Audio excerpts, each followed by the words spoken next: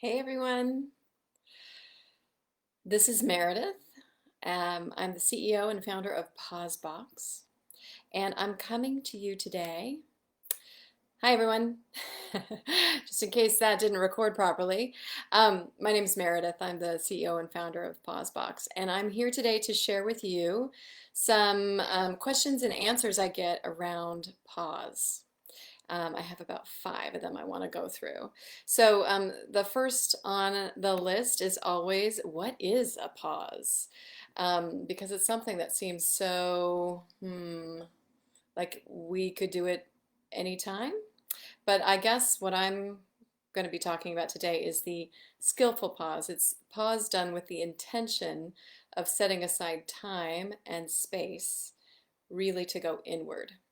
And what that inwardness gets you is this deep reflection and listening that helps you access your own inner guidance. So, in my definition of pause, it's actually one of the most creative acts you can do because it's ultimately sitting and listening and deciding what is up for you and what you most need. And then after that pause, you go through an integration period where you can then get clarity about what your next steps are. So for me, I use pause as a moving forward, as ironically as I sit still. And so that's pause. When would you consider doing a pause? Um, there are lots of times. So when life just doesn't feel right anymore, maybe you've outgrown something, maybe it's a role or it's a project or it's a relationship, and you're just feeling like your clothes are too tight. That's a great time to do a pause. If maybe you're facing a big decision, so always a great time to tune in to that inner guidance and really get clear on what's up for you. Maybe this is what happened to me just 2 weeks ago. You're just over busy and you kind of need to declutter your thoughts. And so taking that pause brings all that noise down so that you can do some listening. Or perhaps my favorite reason is you feel like it. I mean, isn't that a luxury to actually follow your feeling, to when you need to take a break, to take a break. So that's my number one reason you should pause. But the others are also really good. Someone asked, what's the difference between vacation and pause? Because, vacation can be very restful, it can be recharging, refreshing. It can even be, you know, um, altering because you get new insights, you're in a new situation, new experiences. And I can say that while you can make a vacation a pause, not all vacations are pauses. So you would have to bring, because vacations are, right, they're usually outward, they're usually filled with activities, new routines, people, places. You're out of your habit, which is good. That's very true to pause as well. And you're eager to receive that new experience. And in that way, those two things align. If you were to bring some structure into your vacation where maybe you bookended it with, a morning stillness and an evening reflection, and you wrapped it up with one big intention about what it is that you are using that time for, then I can see making do a double duty of I'm on vacation and I'm pausing. If it's a typical vacation, like the one I took last weekend, where it's just joy of getting out, especially out of the house, and fun with friends and new environments.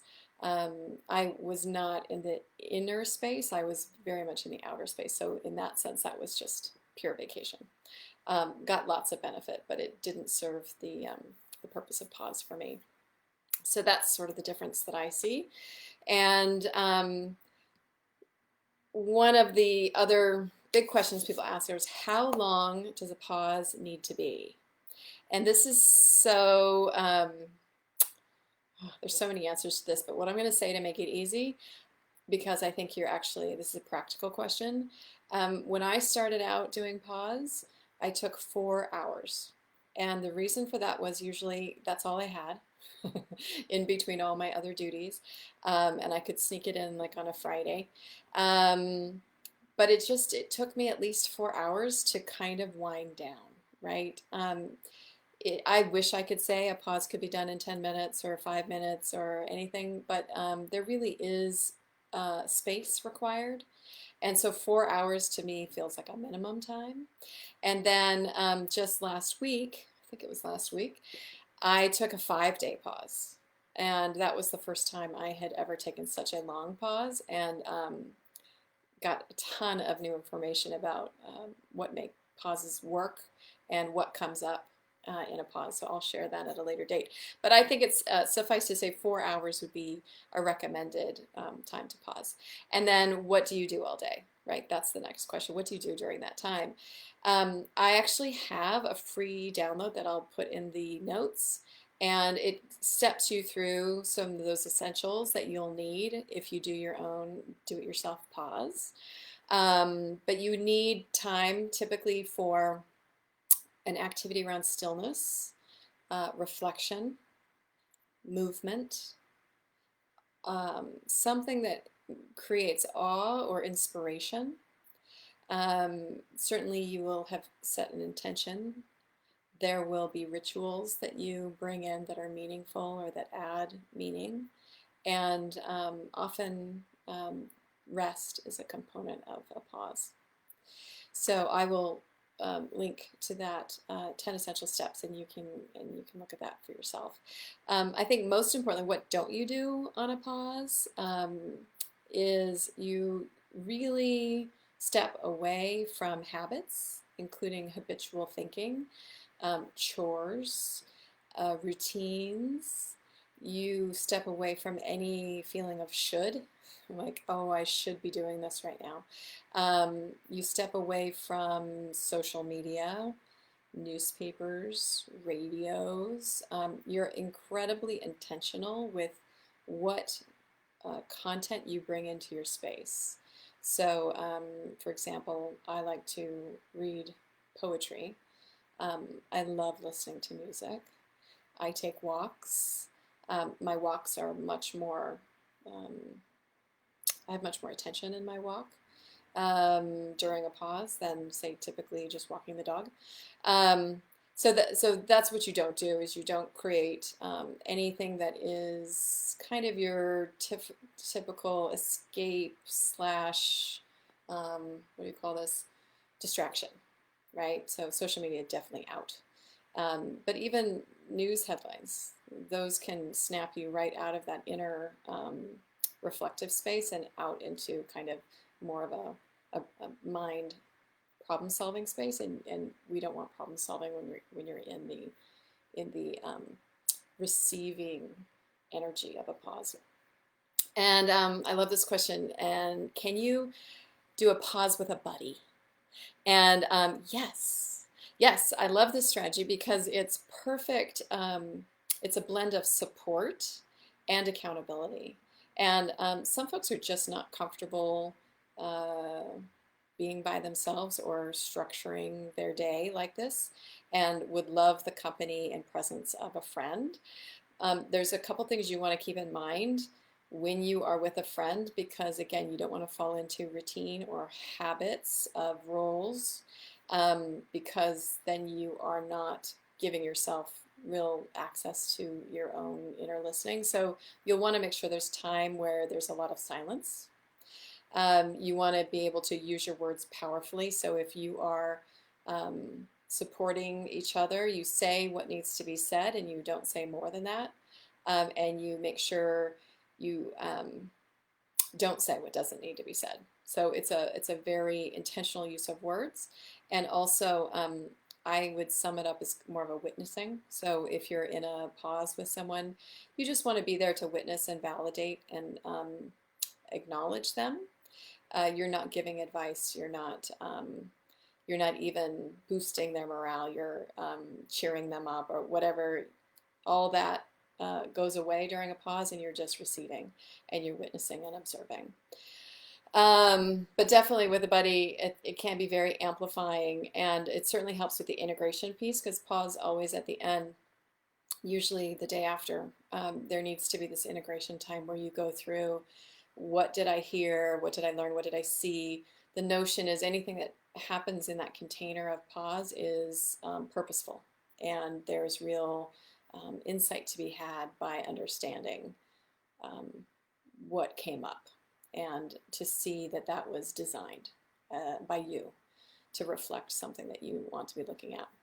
So yes, grab a buddy.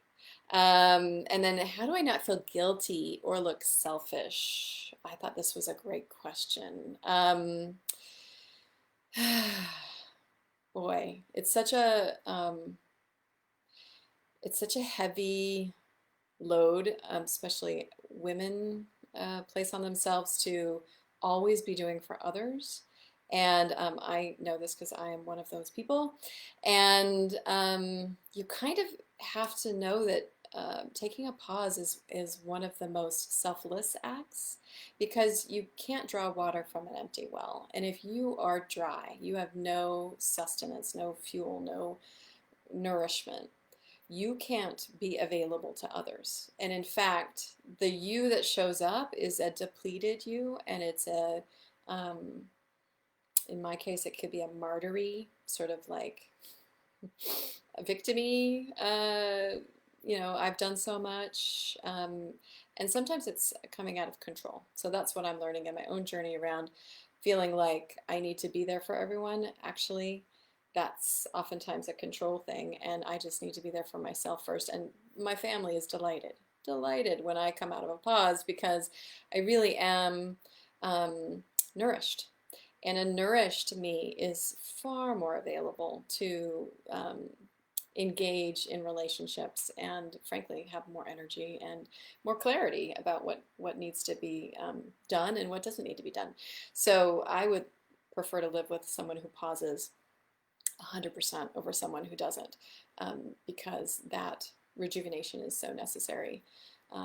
So that's it. Do I have any other questions? I think, look at that. If you do have a question, if this popped up something in your mind, anything from a practical, hey, what's a good reflection activity, or what have you, I'm available. I love this subject, so please pop over some questions. Happy to talk more. I have lots of resources to offer. I'll definitely point you to the 10 essential steps. That'll give you kind of a basis for what to expect out of that 4-hour time frame. But yeah, I would love to continue the conversation, so let me know how I can help you. Thanks.